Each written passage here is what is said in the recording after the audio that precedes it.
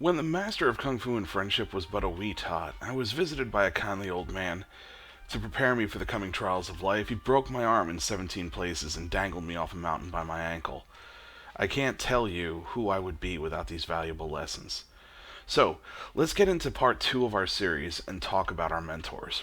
I'm DC Ferguson, and this is the Worldbuilding Dojo. Before we get started, I want to give you all a quick reminder. Subscribers to my newsletter are getting a copy of Cora Blake, Arcane Agent for free. This short story is a prequel to the Dragon's Dream saga and is a great chance to get started with the series. I linked the newsletter sign up in the comments. Make sure to sign up and get your free copy. When we talk about mentors and heroes' journey tales, the archetype practically fills itself out. We're so familiar with it that we immediately picture Obi-Wan, Mr. Miyagi, Morpheus, Gandalf, and so on.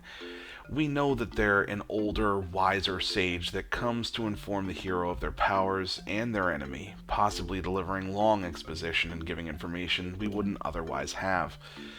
They train and mold the hero, gently or not so gently, nudging them towards their inevitable confrontation with the shadow. Whether they live or die, the mentor must step back at some point, figuratively letting go of the bike and seeing if Junior can ride on his own. Good video, let's stop there, we all get it. If it were only that simple though, right?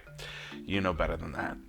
The part we understand about the mentor does seem pretty straightforward, and the surface stuff, what we see expressed, all that good stuff I just mentioned, it really is that simple. But what lies underneath? Is the mentor archetype just a beaten-to-death trope to fill in information a hero wouldn't otherwise have? Are they always there to unlock the hidden power of the hero? What are some of the risks of using the mentor archetype? And what about the deeper symbolic meanings of the mentor? Boy, there are a lot of questions there, so let's start unpacking all that.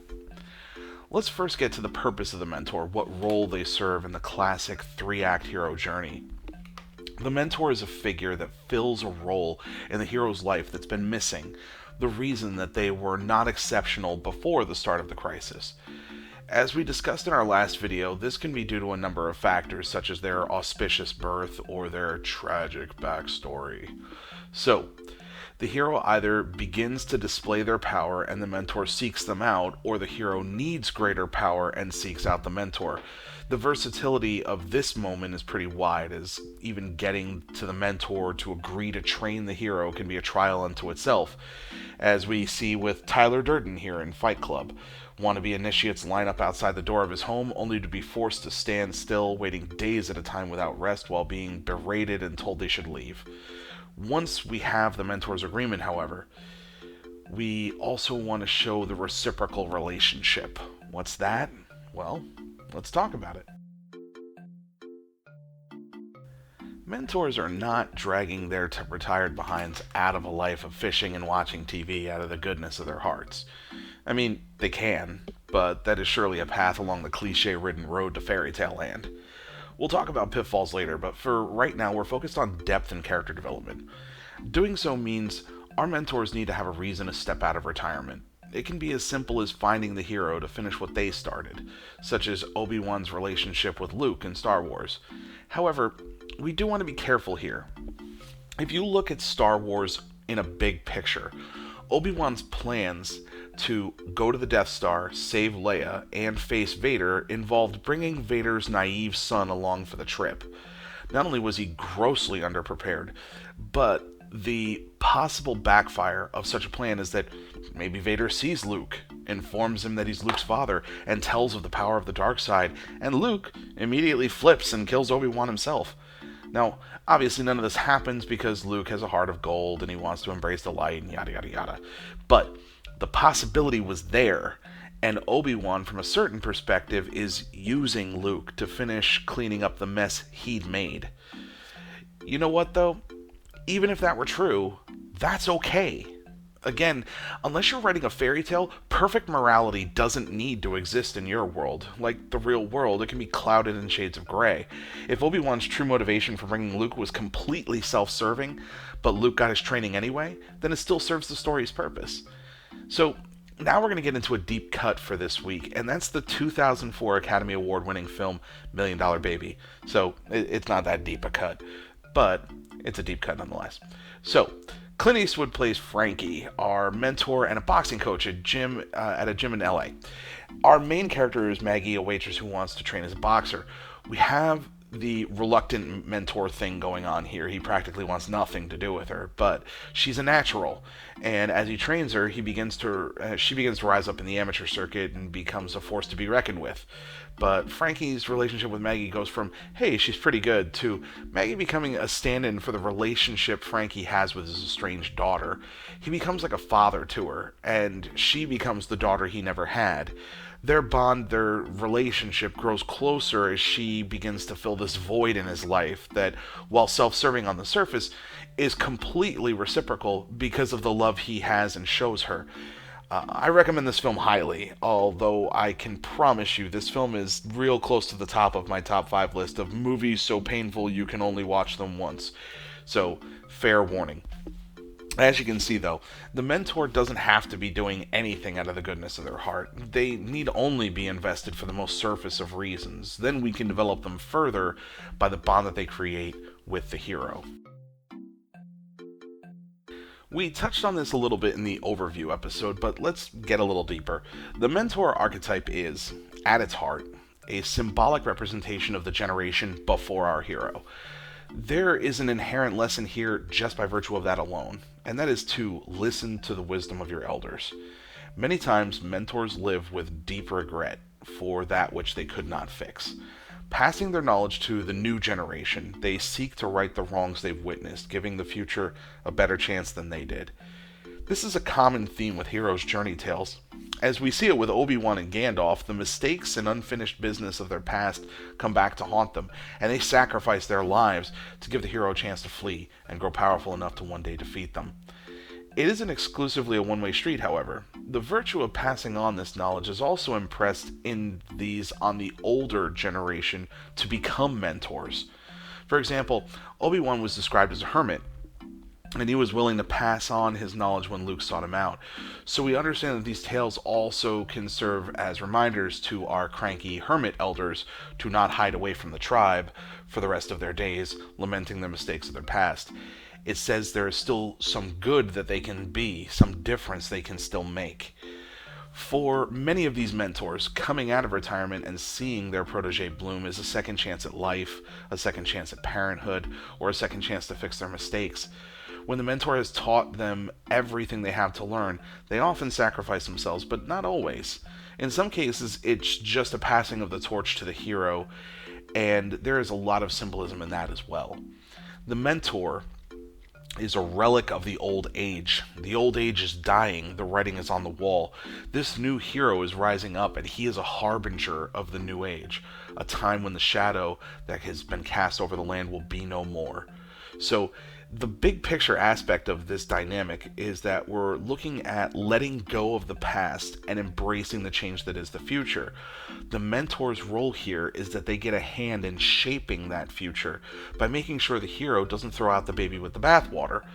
The mentor gives over the lessons and wisdoms of what worked well, what is good, and what is just, and shows the hero how to integrate that into themselves.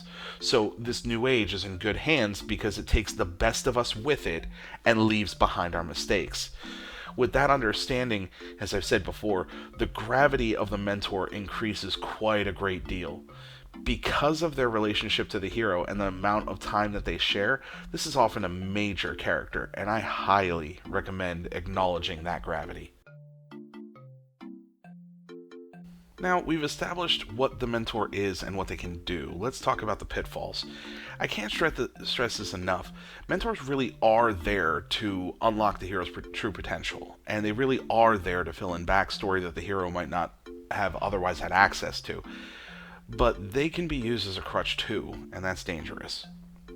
I swear, every time I bring up this film, people think I'm dumping on it, but here we go again. Woody Harrelson's character of Hamish Abernathy in The Hunger Games is a really good example of a lot of cliches with mentors rolled into one character. First, we have the drunken mess trope and the doesn't like to play by the rules bad boy thing going, but Then, as his character develops, we realize he's part of the system, but he'd love to see it burn to the ground because it's unjust. He couldn't do it, but maybe his protege can. He teaches Katniss all of the etiquette and rules of not just surviving the Hunger Games, but also the political trauma that comes with it, rubbing elbows with the aristocratic class and teaching her how to pretend to be one of them or play to them. In short, this character embodies a lot of the cartoonish, surface-level stuff a mentor is or does in literature. And even though I swear it's a fine enough movie, this is a pretty good example of exactly what you don't want in a mentor. Beyond the surface layer stuff, there isn't much of a person there to get to know. Instead, they become this info dump machine and someone for the hero to bounce off of and montage with. People as a plot device is always bad business, but in my book, it is especially egregious here with the mentor. It ignores the gravity of their symbolism, as we mentioned earlier, and for such a major character in the hero's life, they should be at least as close to a fleshed out person as the hero is in your work. Now, this next bit is not so much a pitfall, but it's going to come up a lot in every video in the series going forward, and that is, but DC, can this archetype also be an object? And guy who talks to your monitor, I'm going to say yes, because my gut says so. But for all the films I've seen and all the books I've read, I can't really think of any good examples of this having been done. Of all the archetypes, this is one that is probably the hardest one to pull that off with. But that's not to say impossible. In fact, I think there are some great original ideas that could come from the mentor being an object, but once again, using my video game analogy, I'd say pulling this off would be turning the writing skills onto the highest difficulty setting. Never fear, though. We'll have plenty of chances in upcoming archetypes to have them not be characters. The mentor's role in writing a hero's journey makes them tied with the shadow for the second most important character. It really is that big a deal. The role they serve in the story and the information they provide is a chance to expand your world building as well, because it highlights the history of your world and where the mentor came from. Lean into the symbolism in the history, and don't forget to make them a real character, not just a plot device. So, first of all, thanks so much to every single person that saw last week's video and were kind enough to leave an anonymous donation. If you haven't heard, this is Liana.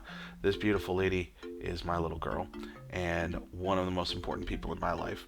Liana is on the spectrum, which has its own fair share of hero trials for her to overcome. But right now she is participating with an absolutely wonderful organization called Needs up in Boston, and they're fundraising for her to get a service dog. How cool is that? So, if you'd like to contribute, I have a link to the fundraising page in the description box down below.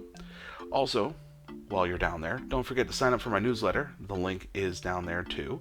And you're going to get a copy of Cora Blake, Arcane Agent, totally free. You'll get cool news about what I'm working on in books and here on the channel, and it comes loaded with cool authors and promotions for fantasy and sci-fi. Don't forget to like and subscribe to hear about new videos, and as always, I'm DC Ferguson. Now have fun and get crafting.